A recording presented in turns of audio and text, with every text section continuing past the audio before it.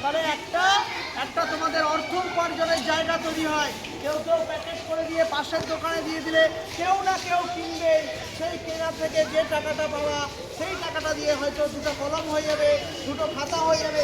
ছোট বয়স থেকে আমাদেরকে এই কারিগরি শিক্ষার দিকে জোর দিতে লাগবে, এমন কিছু করা শিখতে লাগবে যাতে ছোট বয়স থেকে তোমরা হচ্ছে নিজের পায়ে দাঁড়াতে শেখো। ছোট বয়স থেকে এই শিক্ষাটা আমাদেরকে নিতে লাগবে। সেই জন্য অর্জুন স্যার এটা শুধু উৎসব অনুষ্ঠানের দিন নিয়ে আসলাম সেটা নয়, এইটা হচ্ছে বাজারে বিক্রি হচ্ছে 5 টাকা করে।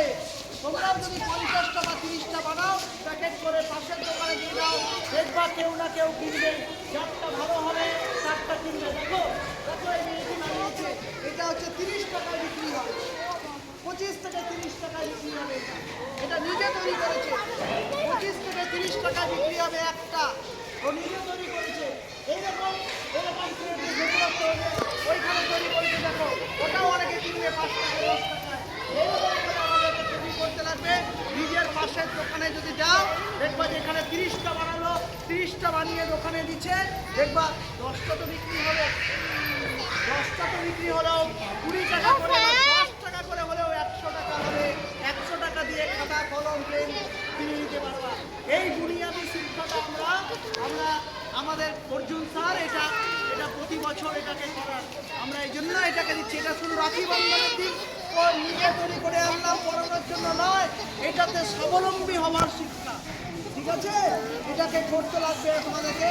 নিজের বাড়িতে যারা করে আসো নাই তারা নিজের বাড়িতে টুপি কাগজ দিয়ে তৈরি করবে। না পারলে পরে অর্জুন স্যার আরও 3, 4 দিন 5 দিন আছে তোমাদেরকে হেল্প করবে।